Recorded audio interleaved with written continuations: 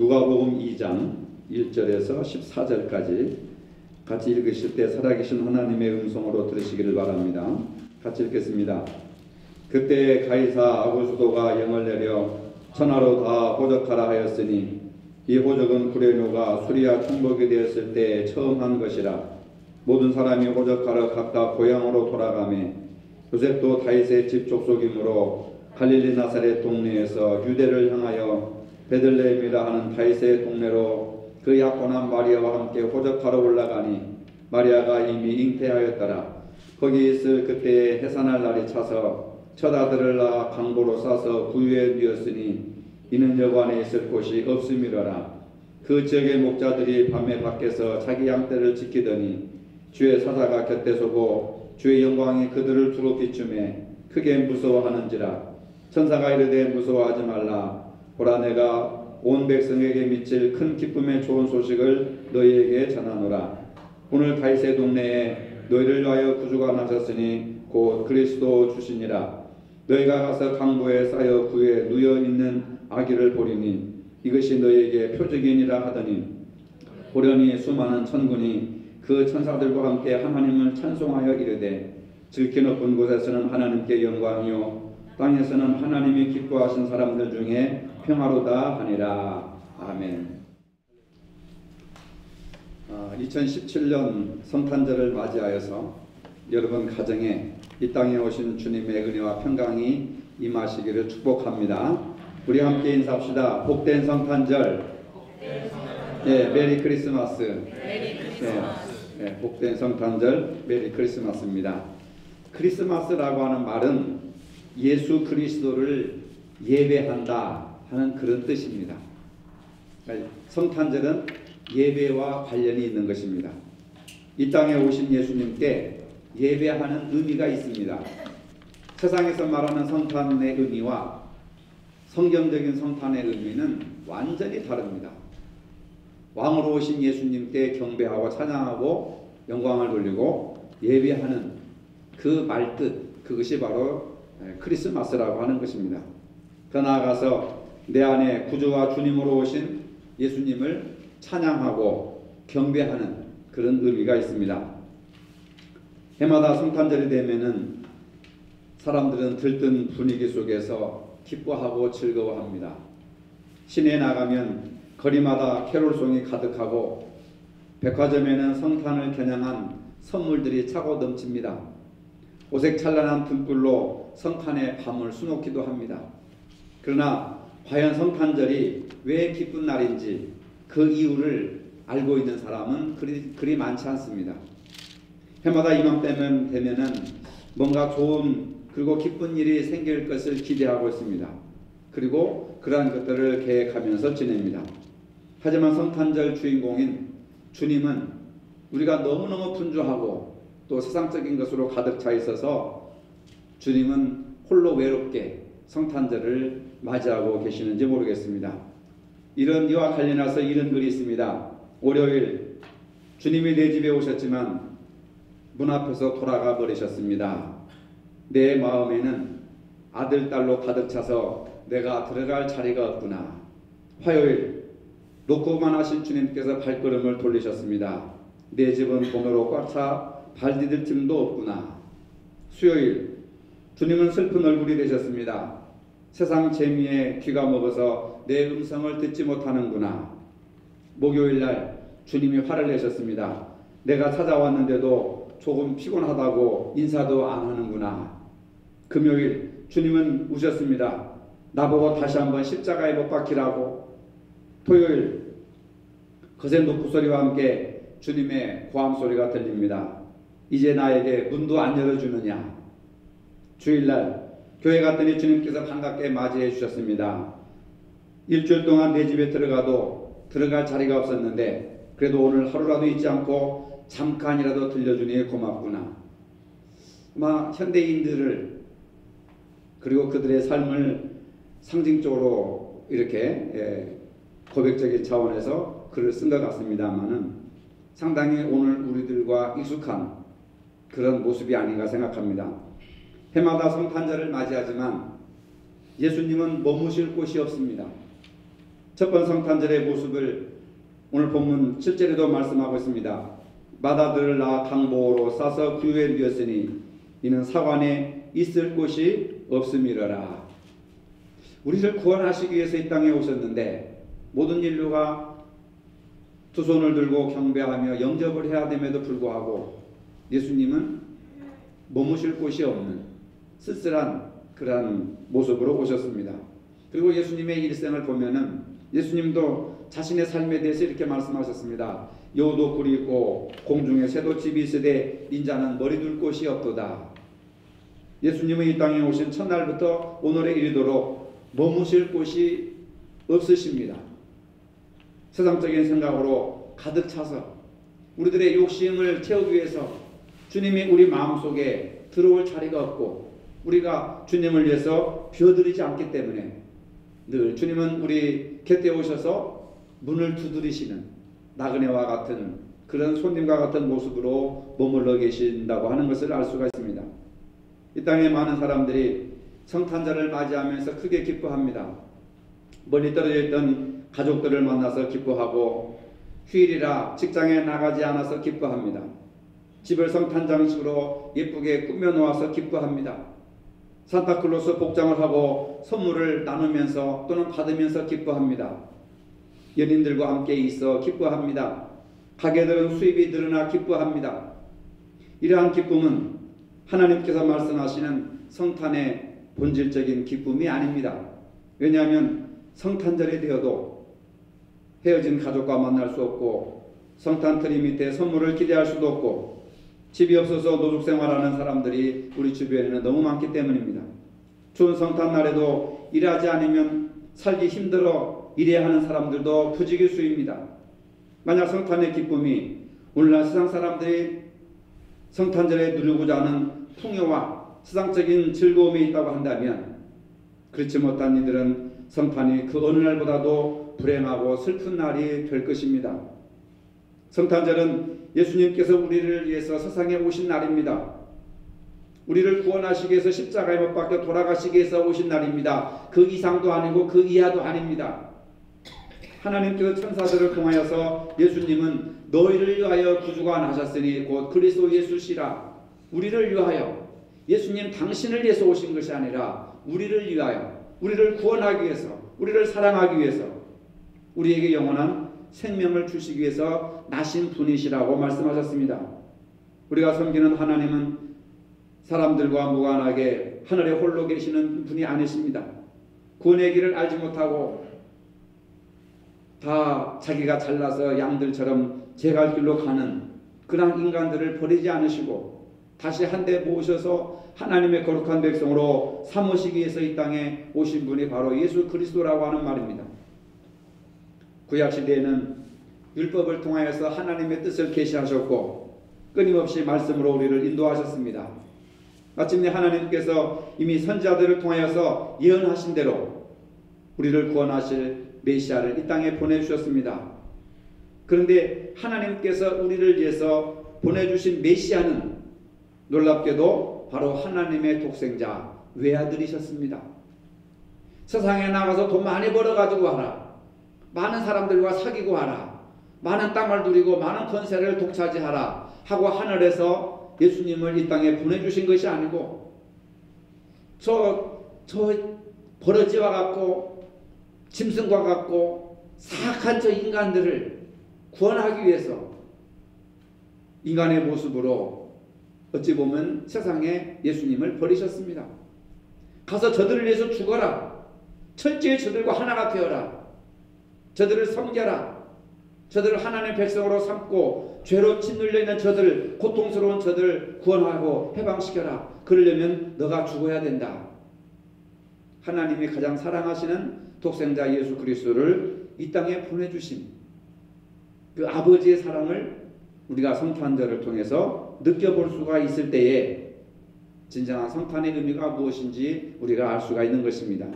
그래서 우리가 아직 죄인 되었을 때 하나님께서 예수님을 위하여서 우리를 위해서 죽으심으로 우리에 대한 하나님의 자기의 사랑을 확증하셨다. 그러니까 이 성탄절은 하나님께서 우리들을 어떻게 사랑하셨는가 그 사랑을 확증하는 날입니다. 확실하게 증거를 보여주신 날이라고 하는 겁니다. 그래서 성탄절은 하나님이 우리를 얼마나 사랑하시는지 그 사랑을 확인받는 날입니다. 연인들이나 또 자식들이 부모님에게 엄마 나를 얼만큼 사랑해, 또는 부모가 자식들에게 아빠 엄마를 얼만큼 사랑해, 그럼 부모님들은 하늘만큼 땅만큼 거짓말인 줄 알면서 그런 대답을 듣기를 은근히 원하고 당신 나 얼마나 사랑해, 또 자녀들에게 엄마 얼만큼 사랑하니 그렇게 묻습니다. 왜 그래요? 사랑을 확증하고 싶은 거예요. 확인받고 싶어 하는 겁니다. 성탄절은 하나님께서 우리를 얼마나 사랑하시는지를 확증하는 날입니다. 왜 성탄절을 기쁜 날로 우리가 생각해야 되는가? 우리를 사랑하시는 하나님의 사랑이 확증된 날이기 때문에 그렇습니다. 하나님이 나를 사랑하신다고 우리가 믿는다면, 그것이 확실히 전해져 온다면 우리는 행복할 것입니다. 가장 기쁜 사람이 될 것입니다. 가장 축복된 사람이 될 것입니다. 성탄의 소식이 왜 온 백성에게 미칠 기쁨의 소식이 됩니까? 여러분, 성탄을 통하여서 예수님께서 우리 죄를 용서해 주시고 우리를 구원하러 오셨기 때문에 그렇습니다. 다른 것은 인간의 지혜와 과학과 기술로 다 할 수 있습니다. 그런데 인간의 죄를 사하고 영생을 주는 것은 이건 인간이 할 수 있는 그런 차원의 이야기가 아닙니다. 이건 오직 신적인 차원, 하나님만이 하실 수 있는 그 차원을 우리에게 나누어 주시기 위해서 예수님이 이 땅에 오셨다고 하는 겁니다. 오늘 뉴스에 보니까 미국에서 돈 많은 사람들이 이렇게 죽잖아요. 그들을 냉동 보관시킵니다. 마이너스 한 195도 정도로 냉동 보관해가지고 나중에 그 사람들을 다시 살린다고 하는, 지금 계속 그것을 연구를 개발하고 있습니다. 그래서 지금 약 한 150명 정도, 미국에서 아주 돈 많은 뛰어난 사람들 150명 정도를 이렇게 의학적으로 처리를 해가지고 냉동 보관을 하고 있습니다.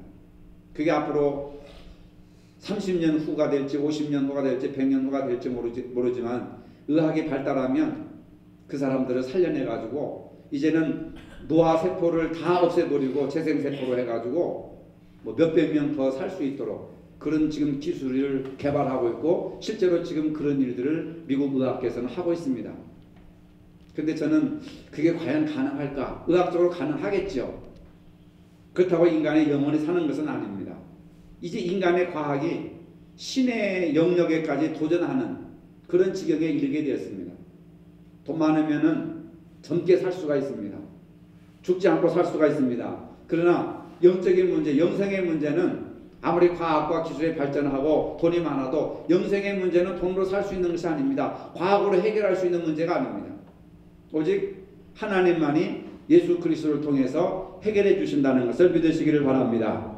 예수님은 근본 하나님과 본체시나 하나님과 동등됨을 취할 것으로 여기지 아니하시고 오히려 자기를 낮춰 종의 형체를 가져서 사람들과 같이 되셨다 하는 겁니다.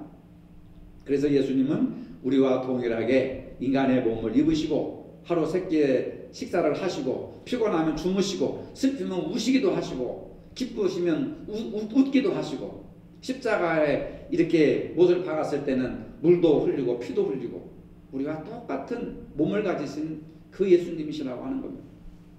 그렇기 때문에 우리가 성탄의 기쁨은 세상적인 안락과 풍요를 근거로 하는 것이 되어서는 안 되는 겁니다.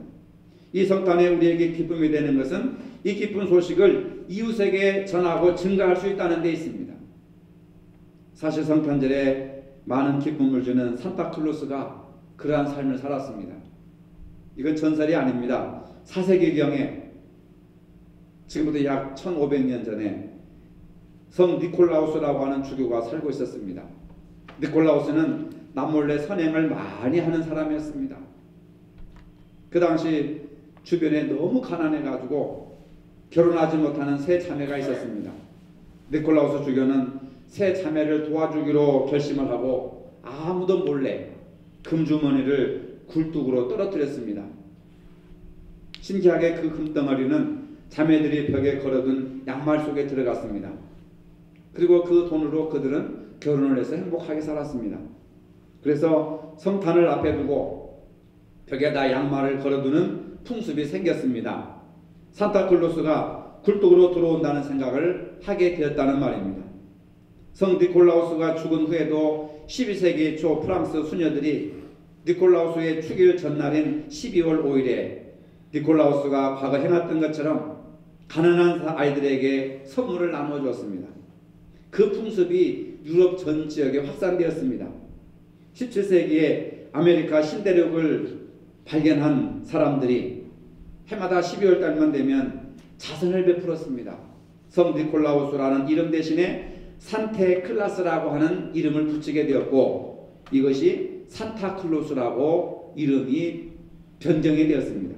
그래서 오늘 우리들이 산타클로스 할아버지, 산타 할아버지가 바로 성 니콜라우스에서부터 비롯되었다고 하는 겁니다. 성 니콜라우스 주교는 가난한 사람들을 도와주고 그들을 섬기면서 그들에게 기쁨의 소식을 전하는 사람이었습니다. 성 니콜라우스는 그의 삶을 통해서 예수 그리스도로부터 받은 구원의 기쁨을 다른 사람들에게 전해준 사람이었습니다. 나를 예수 주님이 십자가에 못 박혀 죽으시고 나를 구원해 주셨다고 한다면 이 세상에서 이보다 더 기쁜 소식이 어디 있겠는가? 이걸 내가 내 가슴 속에만 머물게 하지 않고 나도 다른 사람들에게 이 기쁜 소식을 전해줘야겠다. 이것이 바로 증인된 삶이고 저와 오늘 여러분들의 사명이라고 하는 겁니다. 성탄은 하나님께서 주신 구원의 기쁨과 감격을 이웃에게 나누어 줄 수 있는 복된 시간입니다. 그래서 여러분들이 어떻게 들으실지는 모르겠지만 제 주변에 어떤 목사님들은 오늘 예배를 안 드린다고 하더라고요. 주일날 예배 드렸는데 무슨 월요일날 성탄절 예배를 드리느냐 그러면서 교인들한테 성탄절날 교회 나오지 말고 한 가정에 한 가정당 가난한 사람들을 찾아가서 구제하시오. 그게 하나님께서 기뻐하시는 예배입니다 하고 오늘 예배를 안 드린다고 하더라고요. 여러분들 어떻게 생각하십니까? 굉장히 의미가 있지 않습니까? 우리는 예배도 드리고 오후에는 여러분들이 나가셔서 주변에 있는 사람들에게 좀 작은 정성이지만 좀 사랑을 나누고 베푸는 그런 행사를 동시에 하면 어떨까 그런 생각이 듭니다. 그래서 저는 오전에 예배를 드립니다. 왜? 성탄절은 예수님에게 예배 드리는 것이 우선이기 때문에 서두에도 말씀드렸지만 크리스마스는 예수님께 예배 드린다고 하는 의미가 있기 때문에 1차적으로 우리가 오전에 모여서 예배를 드리고 오후엔 여러분들이 가족과 함께 즐거운 시간을 보내면서 가족과 함께만 사랑이 머물지 말고 이웃과 함께 사랑을 나누는 그런 것을 동시에 한다면 더 큰 은혜와 축복이 있지 않을까. 여러분들도 구원의 기쁨과 감격을 이웃들에게 나누어 보시기를 바랍니다. 성탄은 하늘에는 영광이요 이 땅에는 큰 기쁨과 평화가 되는 사건입니다. 하나님의 구원과 사랑을 드러낸 사건이기 때문에 하늘에는 영광입니다. 그리고 땅에는 모든 사람들이 구원에 이르게 되는 평화의 기쁜 소식입니다. 지금도 지구촌 사람들은 평화를 갈망하고 있습니다. 지구촌 곳곳에서는 평화를 잃고 전쟁과 테러와 또한 사건 사고와 재난과 시기와 질투로 얼룩져 있습니다. 이러한 곳에 평화의 왕으로 오신 예수님을 통하여서 진정한 평화가 임하도록 우리가 해야 된다는 겁니다. 평화는 사람들끼리만 하나가 되면 성취되는 것이 아닙니다. 진정한 평화는 먼저 하나님과 화목해야 합니다. 그리고 그 은혜로 사람들과 민족 간에도 평화가 오는 것입니다. 우리 서로 화평합시다. 이것이 주님의 뜻인 줄로 믿으시기를 바랍니다. 주님은 베들레헴에서 탄생하셨습니다. 거기는 다윗의 동네라고 소개하고 있습니다. 다윗의 아버지 이새의 고향이고 다윗도 거기에서 태어났습니다. 이미 예수님이 탄생하시기 이전 700년 전에 베들레헴에서 예수님이 태어나실 것을 예언했습니다. 미가 선지자가 예언을 했습니다. 구약 미가서 5장 2절에 보니까 베들레헴 에브라다야 너는 유다 족속 중에 가장 작을지라도 이스라엘을 다스릴 자가 내게서 내게로 나올 것이라. 그의 근본은 상고의 영원에 있느니라. 베들레헴은 히브리어로 떡집이라고 하는 그런 뜻입니다. 집이라고 하는 벳과 떡이라고 하는 레헴의 합성어로 베들레헴인데 여기에는 떡집이라고 하는 그런 뜻을 가지고 있습니다. 예수님은 우리 모든 사람들에게 생명을 주시는 생명의 떡으로 때는 생명의 빵으로 이 땅에 오셨다고 예수님이 스스로 말하고 있습니다. 예수님은 생명의 떡이라고 하셨습니다. 주님의 생명의 떡이시기 때문에 당연히 떡집인 베들레헴에서 탄생하게 되신 겁니다. 근데 말이 좋아 떡집이지 따뜻한 안방이나 여관이 아닌 마국간 외양간에서 태어나셨습니다. 성화에 나오는 외양간은 평화롭고 따뜻하고 목가적입니다만은 현실적으로 외양간은 어둡고 춥고 냄새나고 사람이 누울 곳이 아니고 사람이 발디딜 곳이 아닌 더럽고 짐승들이 사는 짐승의 우리간입니다. 주님은 그런 짐승의 처소에서 짐승의 여물통인 구유를 요람 삼아 탄생하셨습니다. 냄새나고 거칠고 추웠던 외양간이 성탄의 현장이 된 것입니다. 그런데 주님이 탄생하시자 그 외양간에 하나님의 영광으로 가득 찼습니다. 천군 천사가 나팔을 불고 별이 비추고 목자가 달려오고 동방박사가 달려와서 아기 예수님께 예물을 드렸습니다. 세상에서 가장 초라하고 사람이 발디딜 곳이 아닌 더럽고 냄새나는 그 짐승이 머물던 그 외양간에 하나님의 가장 큰 영광과 광채와 아름다운 성지로 변하게 되었다는 겁니다. 여러분, 우리 마음속에도 외양간처럼 냄새나고 더럽고 추악하고 또 여러가지 지저분하지만 그리고 어둡지만은 예수 그리스도를 우리가 영접하고 모시면 바로 그곳이 거룩해지는 장소가 됩니다.